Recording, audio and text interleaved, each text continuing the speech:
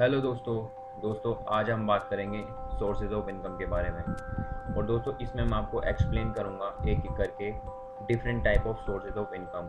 उससे पहले please subscribe my channel save idea for money for latest update. Let's begin. दोस्तों पहले हम जान लेते हैं एक्टिव सोर्स ऑफ इनकम क्या होता है और पैसिव सोर्स ऑफ इनकम क्या होता है। दोस्तों एक्टिव सोर्स ऑफ इनकम हमारी जॉब, सेल्फ एम्प्लॉयड, हमारा खुद का कुछ काम जिसके अंदर हम खुद काम करते हैं और अपना टाइम देते हैं, उससे जो इनकम जनरेट होती है वो होती है active source of income. Time देना बंद तो इनकम ऑफ सोर्स भी बंद। अब बात कर लेते हैं पैसिव सोर्स ऑफ इनकम। दोस्तों पैसिव सोर्स ऑफ इनकम होती है हमारा बिजनेस, हमारा इन्वेस्टमेंट, हमारी रेंटल इनकम, ये सब पैसिव सोर्स ऑफ इनकम होते हैं। दोस्तों इसमें हमें काम करने की ज़रूरत नहीं होती, बिना काम किए ही पैसिव सोर्स ऑफ इनकम हमारे लिए इनकम जनरेट करते रहते हैं डे बाय डे। तो ये होती है पैसिव सोर्स ऑफ इनकम की पावर। दोस्तों दुनिया में जितने भी बिलियनियर्स हुए हैं, जितने भी मिलियनियर्स हुए हैं, उन सबके पैसिव सोर्स ऑफ इनकम की वजह से ही हुए हैं। लाइक बिजनेस, इन्वेस्टिंग, इन सब से उनके एसेट कॉलम बढ़ जाते हैं और वो रिच बढ़ते जाते हैं। दोस्तों इन्वेस्टिंग के ऊपर मैं एक डिफरेंट वीडियो बनाऊंगा जिसमें मैं आपको इन्वेस्टिंग के बारे में बताऊंगा, कैसे आप इन्वेस्ट कर सकते हैं। उससे पहले जान लेते हैं सोर्सेज ऑफ इनकम। दोस्तों अर्न इनकम।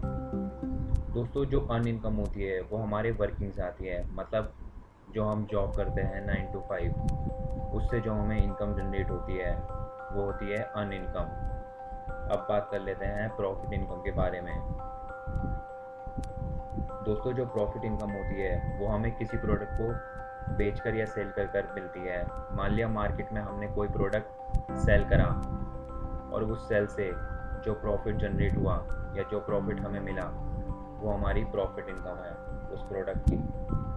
दोस्तों अब जान लेते हैं इंटरेस्ट इनकम के बारे में।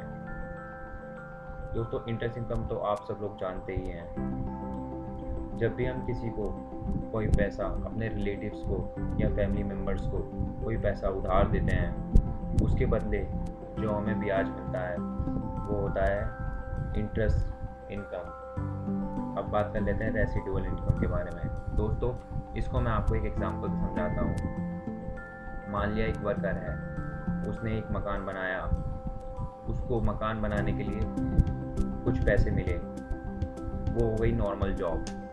अब वही मकान से जो रेंट उसको हर महीने मिलेगा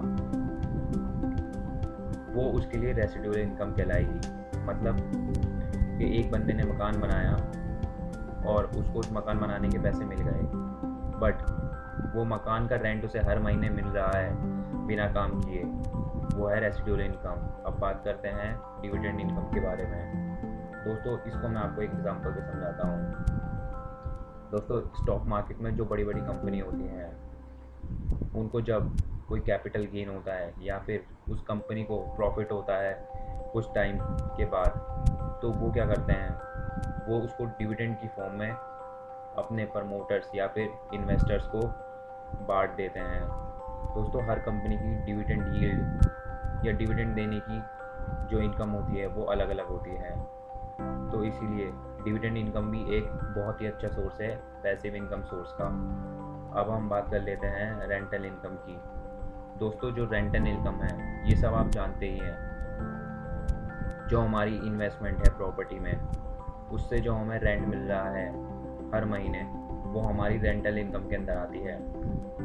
तो दोस्तों अब हम बात कर लेते हैं कैपिटल गेन के बारे में। दोस्तों कैपिटल गेन को मैं आपको दो एग्जांपल से समझाऊंगा। फर्स्ट स्टॉक मार्केट के एग्जांपल से, उसमें हम टाइटन कंपनी को ले लेते हैं। दोस्तों 2002 में टाइटन की कंपनी का शेयर 2 रुपये था और आज उसका शेयर 1200 रुपये है।